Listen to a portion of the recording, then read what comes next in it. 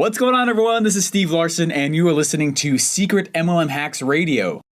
So here's the real mystery. How do real MLMers like us, who didn't cheat and only bug family members and friends, who want to grow a profitable home business, how do we recruit A players into our downlines and create extra incomes, yet still have plenty of time for the rest of our lives? That's the blaring question, and this podcast will give you the answer. My name is Steve Larson, and welcome to Secret MLM Hacks Radio. Now, I want to go ahead and start off this very first episode, just kind of a little bit raw. I want to swear for the first time on ever. Okay, here it comes. First time swearing. Here goes. All right, brace for impact. I'm a little sad. I'm publishing this. Here it comes. MLM. Whew. Oh man, there it was. Holy cow. Plug the ears of all the kids around you. That was nuts. Hey, but I really want to welcome you to Secret MLM Hacks Radio. This is the first episode. This has actually been a long time in the making, and I'm excited to finally be doing it.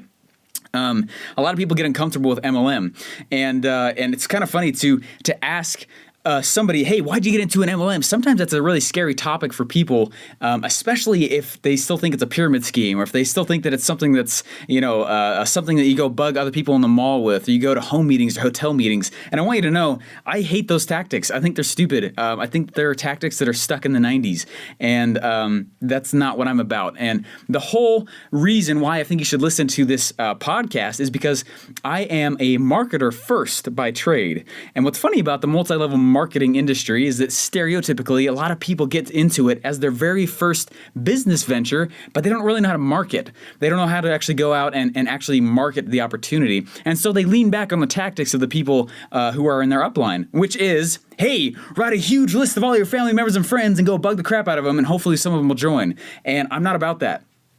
When I first got started in MLM, it was actually kind of honestly by accident. My wife and I, we've been married 5.5 years now. We're from Denver, Colorado, but we live in Boise, Idaho now. And, it's kind of funny. We've been married, like I said, 5.5 years, and about 1.5 years in, we were like, you know what? We'd love to have a kid. We'd love to be able to have bring a child into the world and start growing our family. And we were really excited to do so. And I remember my wife comes running out of the bathroom one day. She's got like the little pee stick, right? And she goes running up and she goes, Steven, oh my gosh, I'm pregnant. And I was so excited, and I'm jumping around. I'm super excited. I'm going, oh my gosh, we have a kid that's going to come into this world. Like, oh, this is so fun. This is so amazing. And I was really, really excited. And we were jumping around, and I remember just this moment of just pure glee, super special moment, and you can imagine being there, how fun and happy that was. And then all of a sudden, it's like as soon as there was this happy, cool joy moment that came in, there was also this incredible, real kind of dampering fear that just sucked inside of me, and reminded me painfully, Steven, you're broke. How are you going to pay for this kid? And immediately it kind of dampened all of that, and I wish that feeling wasn't there, but it was. And I was thinking, oh my gosh, like, how do I pay for this kid? And how do I, I'm really excited, but, how do you look at this child with love as a parent rather than as a big receipt, from a hospital and all the bills that come along with that. And shortly thereafter, so I set off and I started doing all these different things, and I was doing stocks, and I was doing options, and I was doing real estate, both commercial and residential. We were doing cool stuff with big investment firms, or investment from other people in big commercial things. And I did ebooks, and I went and did door-to-door sales for 2 summers, and I did all this stuff, kind of leading up to that point of the MLM itself, that got tossed in there.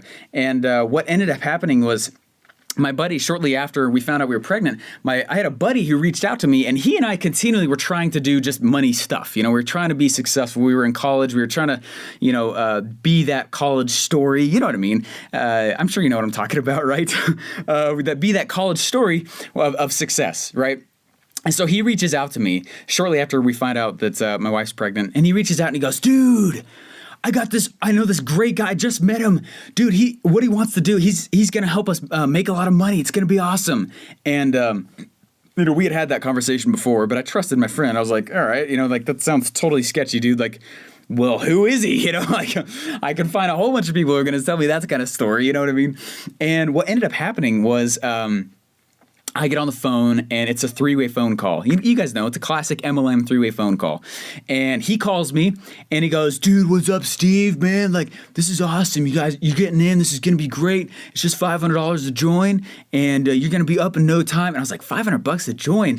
Are you kidding me? Like, I'm trying to raise money so I can like eat and live, and let alone, go have a kid, and pay for that and all the costs involved there. And I was like, no. And I was like, this is one of those pyramid schemes. And that's totally what my belief was. And he came back to me and he asked again. And I was like, no. And my buddy called and he was like, dude, like, you're going to really like this. This is going to be a good thing. It's going to be awesome for you. I see you succeeding. Of all the people I see succeeding this kind of thing, it'd be you. And I was like, you know what, dude, fine. For you, for what you're saying, I trust you. I'm going to believe you. Let's do it. And I dove headfirst in and I was like, if I'm going to do this MLM and fight all the inner beliefs that I have about what MLM is and how to do it, I'm going to do it as hard as I can, right? And I set off to do it with the most ferocious pace that I possibly could. And I literally went door to door down Main Street on businesses. And I recruited some businesses and I recruited some family and friends. And I went person to person and I got told no like crazy. And I got told yes a few times. And in my first month, I recruited 13 people. And I was like, this is awesome. That's not bad. Honestly, 13 people my first month ever, like that's not bad at all, right? I was like, oh, it's not amazing, but it's not terrible either, and I was feeling kind of excited about it. And I got this cool little trophy award for how fast I was going from the MLM I was in. I'm not going to say the name of the MLM because you guys will all definitely know it. And so just to kind of keep it the third party there. I was super excited in month 2 that I was in this MLM, kind of started turning the corner there. And I realized that nobody else was doing anything. Nobody else was doing anything at all. I would go and I would call these other people and I would say, hey guys, so are you going to go, talk to this person? Hey, you're going to get this person? Hey, you're going to do this? And I realized that unless I literally drove, sometimes in some cases, it was an hour and a half away, or, a round trip. And I would drive an hour and a half out of my time, out of my day to go meet with somebody and they wouldn't do anything. And I had to put this cattle prod behind their back to get them to do anything at all. And it started becoming really frustrating for me. And my guess is if you're listening to this podcast, you've probably had that experience before, where you go and you recruit somebody and you're like, man, you know what, that guy could have been great, or that woman could have been great, or it would have been awesome to have her do this or him do this, or how come they can't just do these few things, and you've probably been there before, and honestly, you may know that you are that person, and that's okay. And what I started realizing is that so many of these tactics that we were taught by the upline that I had were very old. They were very, very, very old tactics. I almost think of it almost similar to like Civil War versus war right now. I was in the Army and our tactics are not that we stand in front of each other and shoot in a straight line at each other anymore. You know what I mean? Tactics have changed. We don't do that kind of thing anymore. It's the same thing with marketing. It's the exact same thing with MLM, with business in general, and how we interact with one another. The iPhone alone, we all have that thing, within our arm's reach as it currently is. And so I started getting into how should I actually make this thing successful? And that's what this podcast is about. It's all about that was 4 years ago almost. That was 4 years ago that I first joined it. And then it was 3.5 years ago that I officially pretty much quit it. And I walked away. I was so fed up with all of the stuff that they were asking me to do. And I know that some of my relationships are still damaged from me joining that MLM. And the reason why is because I walked in and the tactic they were giving me at the time was, hey, sit down, write a list of 15 to 20 people, and I need you to sit down, and what you're going to do is, before you can leave, you need to call every single one of them with me staring you straight in the face, and we're going to beg these people into the downline. And I was like, oh, okay, and I was just trying to be open. I was like, this is how you do it, I guess. And I didn't know any better. And so what I did is I pulled my phone out and I made a big list of people. And right there, I started calling family members and friends. And I still have people that are, not as open to me anymore in general, and that's painful.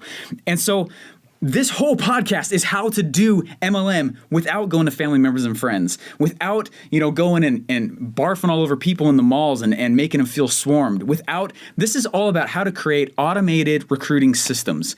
And what ended up happening is I ended up leaving MLM as a whole, and I started building what we call internet sales funnels. It's basically the art of taking people who are prospective customers and turning them into customers, paying customers. And so, I started doing that for other companies for their big products. And I started doing that for, sometimes even, billion-dollar companies I would go do this for. And the company I currently work for, I build a lot of sales funnels, and I started realizing, like, oh my gosh, what if I did this for MLM? What if there was a way I could build an automated funnel that would recruit people for me while I sleep? And I always thought that was kind of a joke anytime anybody would say, like, yeah, I'm the laptop success guy. I go sit on the beach and I work from the beach. I'm like, buddy, if I'm on the freaking beach, I'm not going to have a laptop be working. I'm going to be playing in the ocean. You know what I mean? Like, I was thought, like, whatever, dude, that's a joke. And what's been so funny is that it's kind of becoming a reality. I have yet to sit on a beach and just watch people recruit, but I have had many times where I just wake up and I roll over and I look at my phone and it's like, ding, ding, ding, ding, ding, ding, ding, ding, ding. It's like, wow, look at those people that joined my MLM. Look at all the commissions I just got. Babe, this worked. You remember when I quit this thing? I tried it again and it's totally different. I don't even know the people that I recruited, and they're super stoked and totally ambassadors of me and what we're doing, and I don't even know their names yet. And it's not to say that you should take the person and the personal aspect out of this business. That's not at all what I'm saying. This is a relationship business. This is a personal development business. And but what I have done is I've figured out how to actually go create automated funnels, automated recruiting funnels. And even right now, I'm testing cool ways to sell products, MLM products, using the internet in a very automated way as well. Because that's what I do for my actual job. And I thought, my gosh, I might as well apply it here. Well, that was about a year or two ago that I actually finished the funnel, and I didn't execute it right. Just like most things that launch right out of the gate, didn't do very well, and I had to tweak it and tweak it and tweak it and tweak it, and finally got to this point. I was like, holy crap. Babe, there's 15 people begging to join this downline. I don't even know how to get them in yet. And that's been the story of it. So if that is interesting to you on how to do that, this is the podcast for you. What I would ask is I would love to hear what you guys think about this and the idea of it. If you could go to iTunes, leave me a review, that would be fantastic. I'd love to hear some feedback on what it is. And yeah, I know sometimes it's a little unorthodox to ask for reviews, but it's mostly for feedback so I can see what's going on. The other thing that you guys can go do is I've made a few resources for you for free to help train your downlines. It's completely free. It's 5 videos that walk you through some really simple marketing tactics that are up to date, new ways to look at MLM, and a new framework to approach MLM as a whole. And that's not stuff that your upline's going to teach you. And it's not that they won't teach you, it's that they probably don't know it. And it's stereotypically. It's stuff that is very new age as far as how I've been doing all this and how I've been putting it all together. And so it's free. If you could just go to secretmlmhacksradio.com, secretmlmhacksradio.com.